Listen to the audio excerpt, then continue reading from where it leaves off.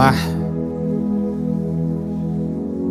bom dia, boa tarde, boa noite para você que está em casa ou no carro, no trabalho, e bem-vindo a você que está aqui no Teatro Hall, no Shopping Pátio Higienópolis. A gente está na série Feminilidade Bíblica, tratando sobre algumas questões importantes. E quando eu estava montando o calendário das séries desse ano, tinha uma estrutura, tinha todo um caminho, e obviamente que a gente é impactado pelas coisas que acontecem ao nosso redor. E ano passado foi um ano de diversas notícias muito ruins em relação à vida das mulheres no Brasil. As histórias muito bizarras, e a gente era impactado constantemente. E esse ano parece que começou pior, né? Então a série parece que fazia sentido e faz mais sentido ainda. E essa semana eu estava lendo uma postagem de um historiador que eu gosto muito, chamado Ibram Kendi, um historiador norte-americano que fala sobre a história do racismo. E ele falou um dado, ele apresentou algumas ideias que eu não sabia, falando que as taxas de feminicídio cresceram no mundo todo. Não foi só no Brasil, né? A gente acha que as coisas ruins estão acontecendo só aqui, né? Mas ele colocou que as taxas de feminicídio cresceram no mundo todo, em números alarmantes. E ele apresentou um dos motivos disso estar acontecendo, a concepção dele, mas eu achei muito interessante. Ele diz que esse aumento tem a ver com uma reação masculina no que ele chama no que essa galera chama de guerra contra os homens, né? Ele, nas pesquisas dele, identificou que os homens sentem que a sociedade está numa guerra, numa cruzada contra eles. Então, todos esses movimentos de direitos humanos das mulheres, desde a década de 60 e 70, mais recentemente as denúncias do Me Too e tal, isso transformou muitos homens em poços de ressentimento, né? Então eles entendem que há uma guerra sendo travada contra eles, pelas mulheres, pela sociedade e assim por diante. É muito interessante que uma série que fez muito sucesso recentemente, todos vocês devem ter ouvido falar, a série Adolescência, retrata um pouquinho de uma influência que esse universo da machosfera, né, dessa comunidade que se chama Red Pill, e se chama Red Pill justamente pelo filme Matrix, né, que tem duas pílulas, uma azul e uma vermelha, e uma das pílulas mostra a realidade que está oculta por trás dos olhos, né? Então é meio que uma teoria da conspiração de que existe uma guerra oculta sendo travada nos bastidores contra os homens. E recentemente, eu não sei há quanto tempo exatamente, mas eu assisti essa semana para preparar esse sermão, lançaram um documentário na Netflix sobre a machosfera, né? Eu não sei quem já assistiu, mas é bem assustador. Se você tiver estômago, assista. É bem assustador você ver algumas coisas interessantes que você imagina na sua cabeça, mas que as pessoas falam realmente abertamente sobre isso. E aí você percebe que esse machismo, ele não caminha sozinho. Esse machismo, ele caminha junto com homofobia, ele caminha junto com teorias da conspiração das mais diversas, caminha junto com antissemitismo, com racismo e assim por diante. Essa ideia de que existe uma guerra entre homens e mulheres e tal, caminha junto com todo esse pacote maravilhoso de ideologias que a gente vê por aí. E obviamente, o que a gente faz? Como é que a gente reage, né? A reação, obviamente, é a gente estudar a Bíblia, porque essa cultura, e eu vou usar uma expressão que quem é de igreja raiz vai entender, essa cultura do mundo entrou na igreja. Não só entrou na igreja, como fez uma morada na igreja, permanente. E aí a nossa teologia começou a caminhar junto com a cultura do mundo. Então, esses conceitos de masculinidade e feminilidade foram trazidos para dentro da Bíblia e para dentro das nossas igrejas. Como é que a gente reage? Voltando para a Bíblia. E é isso que a gente fez nessa série. No primeiro episódio, a gente falou dos textos de Gênesis, tão importantes para combater essa ideia. Depois a gente falou dos textos de Paulo, também extremamente importantes para combater essa ideia. Depois a gente viu uma série de textos do Novo Testamento, do Antigo Testamento, mulheres das mais diversas, como elas aparecem, como elas não aparecem. E a gente retratou tudo isso, e hoje a gente vai falar de mais um texto que talvez seja uma das cerejas do bolo, porque é difícil a gente pegar uma cereja do bolo. E esse texto está lá em Provérbios, no capítulo 31. Então, se você tem a sua Bíblia, pode abrir em Provérbios, capítulo 31. É o último texto de Provérbios, é o texto que fecha o livro de Provérbios, é um texto muito famoso, muito conhecido. Capítulo 31, a partir do verso 10. E eu vou ler para vocês o texto, diz assim: mulher virtuosa, quem a achará? O seu valor muito excede o de finas joias. O seu coração, o coração do seu marido, confia nela, e não haverá falta de ganho. Ele lhe faz bem e não mal todos os dias da sua vida. Ela lhe faz bem e não mal todos os dias da sua vida. Busca lã e linho e de bom grado trabalha com as mãos. É como um navio mercante, de longe traz o seu pão. E ainda à noite ela já se levanta e dá mantimento à sua casa, a tarefa às suas servas. Ela examina uma propriedade e a adquire, planta uma vinha com a renda do seu trabalho, cinge os lombos com força e fortalece os seus braços. Ela percebe que o seu ganho é bom, a sua lâmpada não se apaga de noite. Estende as mãos ao fuso, mãos que pegam na roca. Abre a mão aos aflitos e ainda estende aos necessitados. Quanto à sua casa, não teme a neve, pois todos andam vestidos de lã escarlate. Faz para si cobertas, veste-se de linho e de púrpura. Seu marido é estimado entre os juízes, quando se assenta com os anciãos da terra. Ela faz roupas de linho fino e as vende. Ela fornece cintas aos comerciantes. A força e a dignidade são seus vestidos. E quanto ao dia de amanhã, não tem preocupações. Fala com sabedoria e a instrução da bondade está na sua língua. Cuida do bom andamento da casa e não come o pão da preguiça. Seus filhos se levantam e a chamam de bem-aventurada. Seu marido a louva, dizendo: muitas mulheres são virtuosas no que fazem, mas você supera todas elas. Verso 30, enganosa é a graça e vã a formosura, mas a mulher que teme ao Senhor será louvada. Deem a ela o fruto de suas mãos e que de público as suas obras a louvem. Esse é um texto muito famoso, muito conhecido, a tradição judaica extremamente importante dentro do relacionamento no lar. E aqui a gente tem um problema muito clássico, que é um problema de tradução, né? A gente conhece esse texto como a mulher virtuosa, né? Mulher virtuosa, uma ideia de uma virtude. Só que a expressão, né, no hebraico é Eshet Ha'il. Eshet é mulher, e Ha'il é um termo que aparece com uso militar. Ao longo de vários textos na Bíblia aparece com uso militar. É a expressão que é traduzida quando homens, né, são adjetivados com essa palavra. É uma expressão que é traduzida como poderoso, valente, né? Mas quando é mulher é virtuosa. Ou seja, é uma expressão que aparece para descrever homens que vão para a batalha, que são poderosos, que são valentes, que são corajosos, mas quando é usado para traduzir a mulher, essa expressão miraculosamente vira virtuosa. Ou seja, o impacto da palavra é totalmente perdido no que o texto está querendo dizer.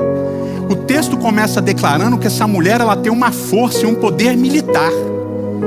E quando a gente lê o verso 17 que a gente leu, diz assim: cinge os lombos com a força. Essa expressão cingir o lombo tem a ver com sair para a guerra. Ou seja, essa mulher, ela não é uma guerreira naquele sentido metafórico, você é uma guerreira. Ela é literalmente uma mulher poderosa e valente, ela é corajosa. Ela está preparada para toda e qualquer guerra. Ela não é uma donzela frágil, que usa vestidos longos e caminha como uma camponesa indefesa pelos pastos por aí. Geralmente com decotes, né? Porque os homens gostam de retratar assim as camponesas, né? Ai, as flores do jardim estão lindas e tal. Não. Essa é uma mulher que sai para a guerra, meu amigo. Ela está cingida. Ela está preparada. Ela é Ha'il. Ela é forte. Ela é valente. E quando o texto continua descrevendo essa mulher, é muito interessante que vai dizer assim: ela compra, ela vende, ela é mercadora, ela não tem submissão financeira, que virou inclusive um negócio muito interessante na machosfera, que os caras eles falam com certo orgulho, que eu acho maravilhoso esse orgulho: eu não troco fralda do meu filho, eu não sei o pediatra dele, o telefone, eu não sei nada dos meus filhos, mas a minha mulher não sabe quanto gasta nessa casa, quanto é uma fralda, porque eu comando as finanças, porque isso é o papel de um homem, é um papel bíblico. E aqui em Provérbios 31, essa mulher sabe tudo. Ela vende, ela compra, e o que o marido dela faz? Se reúne com os amigos na porta da cidade para bater papo e falar da vida dos outros. Eu estou exagerando, mas ele está julgando, ele faz parte do juízo da cidade.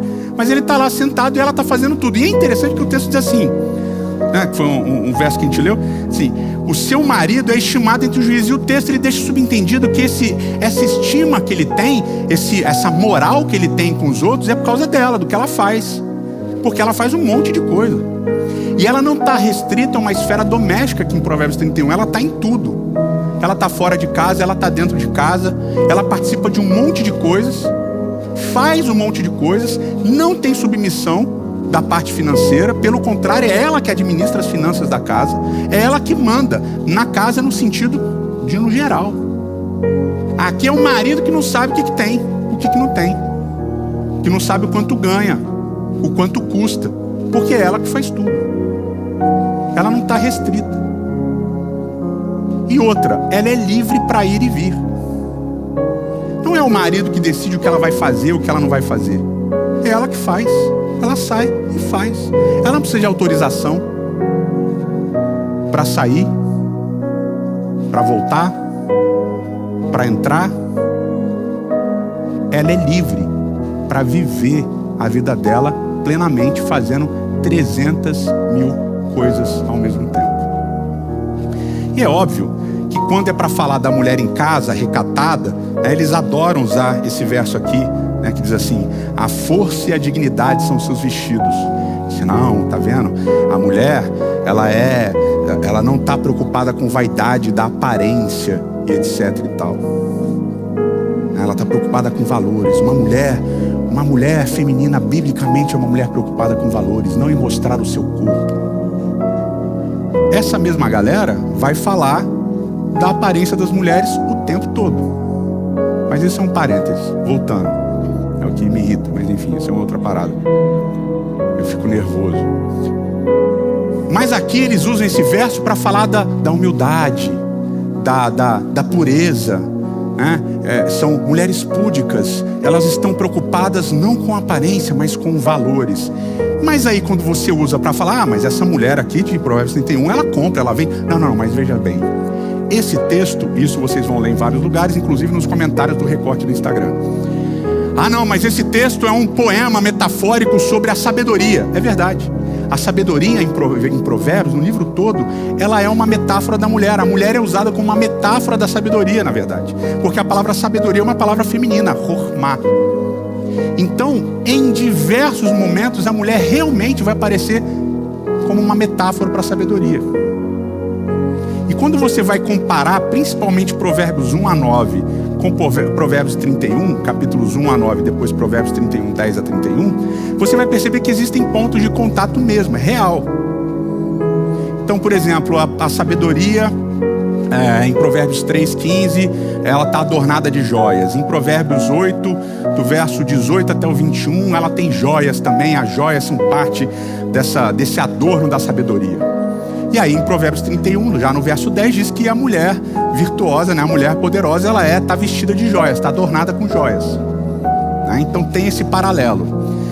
Você tem outro paralelo que é justamente essa imagem de que a sabedoria está personificada e de que ela faz muitas coisas. Muitas coisas. Ela é multivalorosa, ela está em diversos segmentos. Realmente você tem esses pontos de contato, em especial quando você considera a abertura do livro de Provérbios, capítulo 1, no verso 7, que diz que o temor do Senhor é o princípio da sabedoria. E aí você considera Provérbios 31, o último verso que a gente leu, o penúltimo verso, que diz que a mulher é aquela que teme ao Senhor. Então todos os estudiosos vão dizer assim, isso daqui é um paralelismo moldura, ou seja, uma inclusão. Começa falando do temor do Senhor e termina falando do temor do Senhor. Então aqui nitidamente a mulher é metafórica, é uma metáfora para a sabedoria. Beleza, isso é real. Só que você tem outros pontos para considerar. Por exemplo, quando você lê Provérbios 8 e 9, principalmente, quando vai falar da sabedoria, você percebe nitidamente uma tonalidade meio hiperbólica. A sabedoria, ela estava com Deus no princípio de todas as coisas. A sabedoria, não sei o que lá, tal. E aí você tem várias, vamos dizer assim, vai um temperinho né? Você tem um temperinho hiperbólico em Provérbios 8 e 9 que você não tem em Provérbios 31. E além disso, a linguagem de Provérbios 31, do verso 10 até o 31, lembra muito a linguagem do Salmo 111 no finalzinho, o último verso do Salmo 111, e do Salmo 112, que vem na sequência, que fala do homem que teme ao Senhor. E esse homem que teme ao Senhor, lá em Provérbios 112, é muito parecido com a mulher que teme ao Senhor, de Provérbios 31. Ou seja, ao passo que você tem realmente ligações que parecem indicar que é um poema metafórico, você também tem ligações que fazem esse poema não ser metafórico. E é por isso que a esmagadora maioria dos bons estudiosos de Provérbios vão dizer o quê? O texto é ambíguo. Ele é ambíguo por um motivo. As duas coisas são possíveis. As duas coisas estão acontecendo ao mesmo tempo. É uma metáfora para a sabedoria, mas ao mesmo tempo é uma descrição da mulher. Que mulher? Qualquer mulher. Tem um autor que esse trecho do comentário dele de Provérbios 31 é fenomenal, que é Thomas McCrish. Ele diz assim: de Provérbios 1 a 9 é uma mulher / sabedoria que ainda é solteira e está em busca de um relacionamento. Então ela oferece o valor dela, as joias, as coisas que ela tem a oferecer para as pessoas, para ver quem vai querer. E em Provérbios 31 é essa mulher já casada. Ou seja, é como se houvesse uma progressão do que é sabedoria e do que é mulher no início do livro de Provérbios, e isso fosse caminhando até o final. Está entendendo? Ao invés de ser apenas uma moldura, é uma progressão que começa e culmina. E aí vem um detalhe que eu queria apontar, na verdade, 2 detalhes que eu queria apontar para vocês. O primeiro, que é parte do que me irrita muito. Em Provérbios 31 não existe uma linha dessa mulher poderosa servindo ao marido sexualmente. Não tem nenhuma linha, não há nenhuma tonalidade sexual em Provérbios 31. Então esse discurso da feminilidade bíblica, entre aspas, de que a mulher precisa estar em casa e servir sexualmente ao seu marido, porque afinal de contas, se ela não servir, ele vai sair e vai arranjar outras, porque ele é homem, homens são assim. E a gente vai chegar nesse ponto. Isso não aparece em Provérbios 31. Outro detalhe, segundo aspecto, interessante. Infelizmente, muitas vezes, numa leitura de teologia feminista, vai ser muito pontuado que ela está sempre aqui nesse poema em relação ao marido. E aí você tem também um paralelismo moldura, ou seja, começa e termina da mesma maneira, falando disso. No verso 11 diz que o coração do seu marido confia nela. E lá no finalzinho, verso 11 é no início, e lá no finalzinho diz que o marido, no verso 28, o marido a louva. Então começa dizendo que o marido confia e termina dizendo que o marido louva. Aí vão dizer assim: ah, tá vendo? Essa é uma mulher ainda oprimida, porque tudo que ela é em relação ao marido. Primeiro detalhe, de 2. Primeiro detalhe, aqui nesse Provérbios 31, o marido é dela, não o contrário. Então sempre é seu marido, o que é uma inversão clássica do que aparece em vários outros momentos na Bíblia. Ou seja, só essa ideia de ser seu marido já é um texto bem progressista em relação ao resto de várias literaturas. O segundo ponto que eu gosto de apontar, ficou bom, né? Que eu gosto de apontar, é que antes de falar do marido, o texto fala no verso 10, mulher virtuosa quem achará, o seu valor excede o de finas joias. E no verso 29, depois de falar que o marido a louva, diz que a mulher virtuosa faz tudo. E aquela mulher supera todas as coisas. Você supera todas as mulheres virtuosas, todas as mulheres poderosas. Ou seja, o verso 11 e o verso 28 falam da mulher em relação ao marido. Mas o verso 10 e o verso 29 falam dela somente como mulher, não como esposa. Ou seja, a relação dela com o marido é parte do que ela é, não é ela toda. Estão entendendo? A relação dela com o marido é parte do que ela é, não é ela toda. Inclusive, a relação dela com os filhos aparece em um verso. A relação dela com o marido em 3 versos e a relação dela com os filhos em 1 verso. Ou seja, esse é um poema que fala de todas as possibilidades de existência de uma mulher. Ela enquanto mulher, ela enquanto esposa e ela enquanto mãe. Ou seja, esse é um texto que inclui, que engloba tudo que a mulher é mais do que apenas esposa. Ela é mais do que apenas mãe. Ela é mulher. E como mulher, ela pode ser esposa. E como mulher, ela pode ser mãe. E como mulher, ela pode comprar e vender. Ela pode ser CEO. E como mulher, ela pode ser professora. Porque esse é o último detalhe que eu quero apontar para vocês. No verso 26 diz, ela fala com sabedoria, e a instrução da bondade está na sua língua. Sabe qual é a expressão aqui para a instrução da bondade? Em hebraico é Torat Chesed. Torat está num construto, um substantivo construto, de Torá. Torá é o que? Vocês sabem? Lei. É a lei da graça. A lei da graça, Torat Chesed, a lei da graça, a lei da misericórdia, a lei do amor, está onde? Na língua dela. E ela ensina. Ela ensina. E aqui nesse verso não está dizendo que ela ensina em casa, não está dizendo que ela ensina só para os filhos, não está dizendo que ela ensina só na escolinha sabatina ou na escolinha dominical. Está dizendo simplesmente que ela ensina. Estão entendendo? Ela ensina o quê? A Torá da graça, ela ensina a lei. Ela ensina a religião. Ela ensina sobre Deus. Para quem? Para quem quiser ouvir. Para quem quiser ouvir. Essa é a feminilidade bíblica. E entender essa feminilidade bíblica é extremamente importante para a gente entender as nossas relações e a sociedade na qual a gente vive. Porque a gente foi ensinado a ser homem e a ser mulher. Óbvio que ser homem e ser mulher tem um ingrediente biológico, tem um ingrediente químico, mas tem uma tremenda parte que é o ingrediente social, do que a gente aprendeu. E vocês que cresceram em igreja foram ensinados a ser homens e mulheres de certo jeito. E a gente não aprendeu só na igreja, a gente aprendeu com os nossos coleguinhas na escola, a gente aprendeu nos filmes. A gente aprendeu a construir o que é ser homem e o que é ser mulher.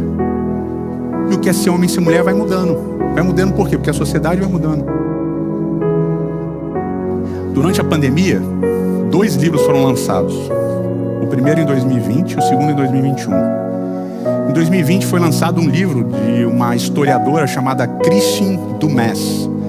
Ela lançou Jesus and John Wayne, que já está traduzido para o português, Jesus e John Wayne, publicado pela Thomas Nelson. E nesse livro ela fala do que é a masculinidade tóxica. Uma masculinidade que, segundo ela vai mostrando documentos e histórias, etc., como essa masculinidade sempre existiu, mas parece que depois da Segunda Guerra ela aflorou. O homem é o forte. O homem é o John Wayne. É o cara que mata todo mundo, é o provedor, é o cara que é o herói, é o cara que é o provedor, é o cara que é forte, etc e tal. Esse é um homem. Esse é um homem. E Jesus? Ah, Jesus com esse papo de amar todo mundo. Amor. Jesus é muito florido, ele parece um hipster. Um cara lá, um hippie, um riponga e tal. Não, Jesus agora não vai ser o cara do amor, ele vai ser o cara da espada. É o cara da espada. É o cara da guerra. É o cara da força. Porque o Jesus dos evangelhos, ele é muito frágil, mas o Jesus de Apocalipse é o cara que vem, mata todo mundo e destrói todo mundo. Ele tem uma espada, a língua dele é uma espada. Jesus e John Wayne. E em 2021 foi lançado um outro livro de uma outra historiadora, Beth Allison Barr, A Construção da Feminilidade Bíblica, que também já está traduzido em português, também lançado pela Thomas Nelson. E nesse livro ela vai mostrar como a feminilidade foi construída. A mulher tem que ser boazinha, quietinha, não pode falar. Ela tem que ser domesticada. Ela não pode pregar, ela não pode trabalhar fora de casa. Ela tem que ser mamãezinha. Ela tem que fazer crochê, pintar os livrinhos e tal. Porque afinal de contas ela não tem, né? muita inteligência, né? Muita perspicácia. Ela só é boa para aquilo. Vamos restringir. E se você ouvir o discurso da galera da feminilidade bíblica e da masculinidade bíblica, você vai perceber que tem uma mistureba muito interessante de algumas pseudociências. Por exemplo, frenologia. Negócio de medir cronometria, negócio de medir cérebro. Já viram isso daí? Não. O tamanho do cérebro do homem é maior que o tamanho do cérebro da mulher, e por isso o homem tem isso, porque o cérebro... Ai, tá vendo? Ciência. Só que é uma pseudociência. Não sei se vocês sabem disso. Outra pseudociência, darwinismo social, que é uma corrupção da teoria de Darwin, para dizer assim, os homens são mesmo mais fortes que as mulheres, e por isso é que eles mandam. E é isso, um homem historicamente tem várias mulheres, então monogamia é um conceito ultrapassado para os homens, porque tem muita virilidade, ele tem que extravasar essa virilidade. Por isso, se a esposa não dá para ele, ele tem que sair para pegar mesmo. Um darwinismo social adaptado, corruptela. Tem uma teoria ariana também adaptada. O homem é o eleito de Deus, ele é superior, ele é o sacerdote de todas as coisas. Então ele tem características mais importantes do que a mulher. Ele é mais santo, ele é mais puro. E o pecado original está aí para provar isso daí. Quando você vai espremendo o suco dessa machosfera, dessas teorias de que, não, os homens são assim, as mulheres são assados, isso está na Bíblia, você vai percebendo esses ingredientes interessantíssimos: frenologia, darwinismo social, teorias arianas adaptadas, teorias da conspiração várias. E você vai falando assim, nossa, tem um déjà vu aqui. Eu já ouvi isso em algum lugar. Parece que tem a ver com um negócio chamado eugenia. De que existem diferenças de raça, existem raças que são superiores e raças que são inferiores. Porque a eugenia bebeu de todas essas fontes. E onde é que a eugenia termina? Qual a expressão máxima dessa pseudociência que é a eugenia, que bebe dessas outras pseudociências? No nazismo. Quando você assiste essa galera Red Pill, essa machosfera, você pode ter certeza que todas essas pseudociências vão aparecer em algum momento. Elas estão lá. E você está consumindo sem perceber. E aí, junto com o seu... eu sou assim, né? O Poliana, né? Eu nasci assim, eu cresci assim, eu vou morrer... Não, Gabriela, né? Desculpa. Poliana é o jogo do contente. Eu nasci assim, eu cresci assim, eu vou morrer assim. Tem todas essas pseudociências juntas. E aí, junto com o seu machismo, esse feminismo. O feminismo é o ódio aos homens, o feminismo... Tem algumas correntes. O feminismo não é um bloco monolítico. Não é uma coisa só. É multifacetado. E, obviamente, tem coisas que a gente não concorda. Eu não concordo.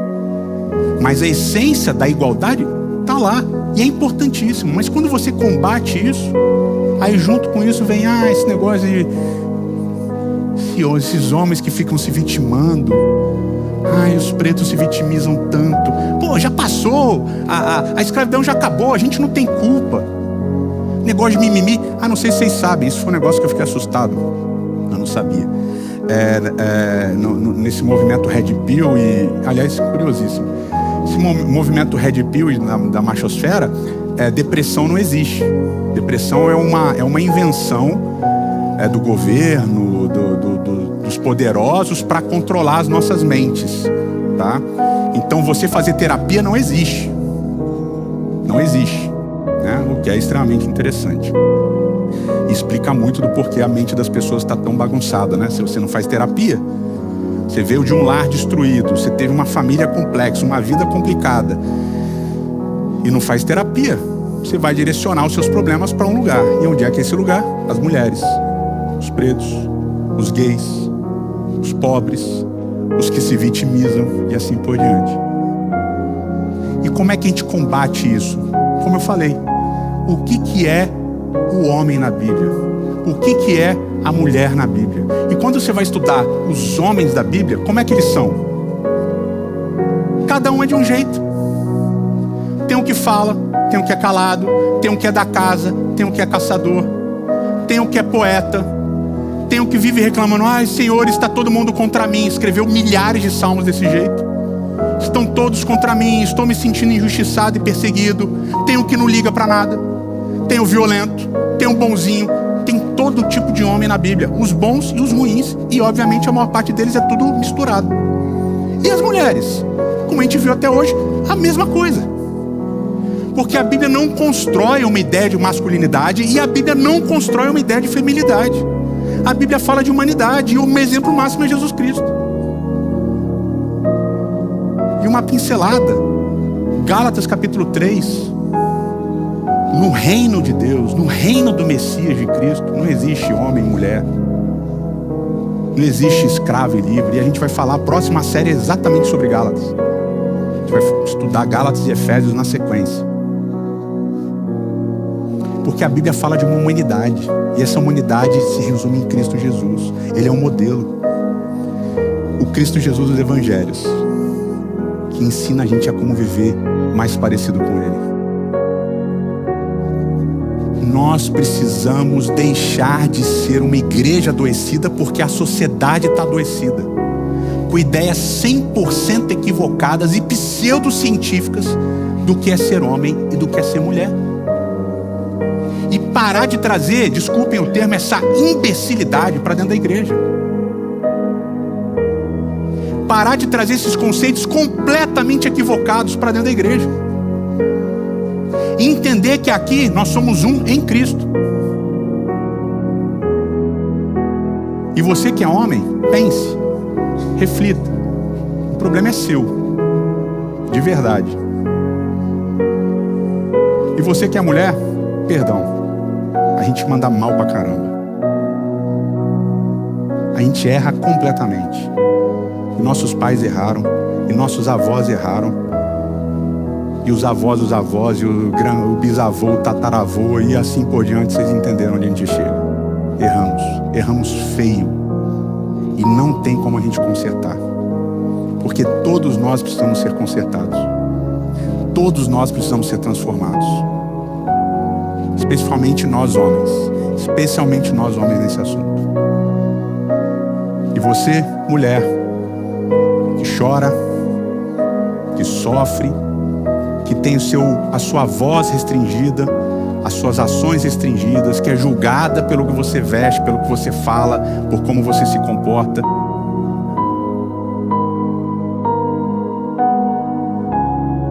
Parece que as coisas não estão funcionando e não estão mesmo. Está piorando.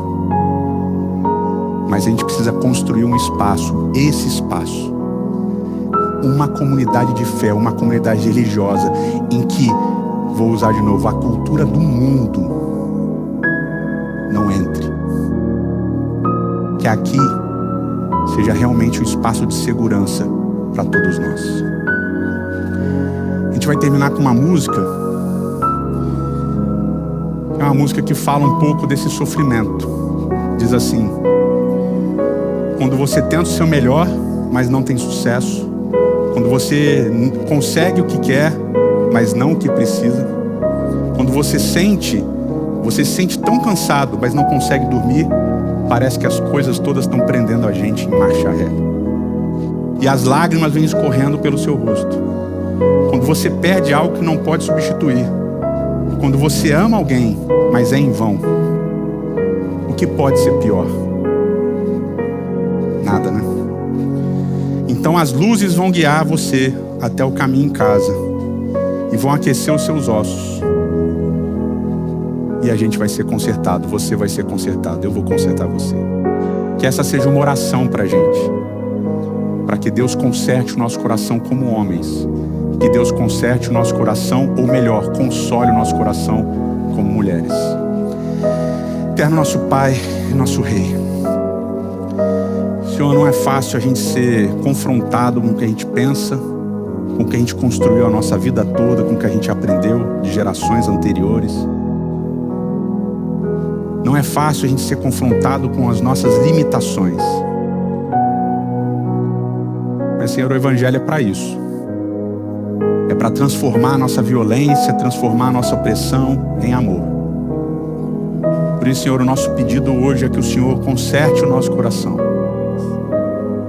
Que o Senhor transforme o nosso coração. Que como homens a gente entenda os erros que a gente tem cometido historicamente. Que como mulheres, Senhor, a gente tenha a capacidade de começar a construir perdão. É o que a gente implora em nome de Cristo. Amém.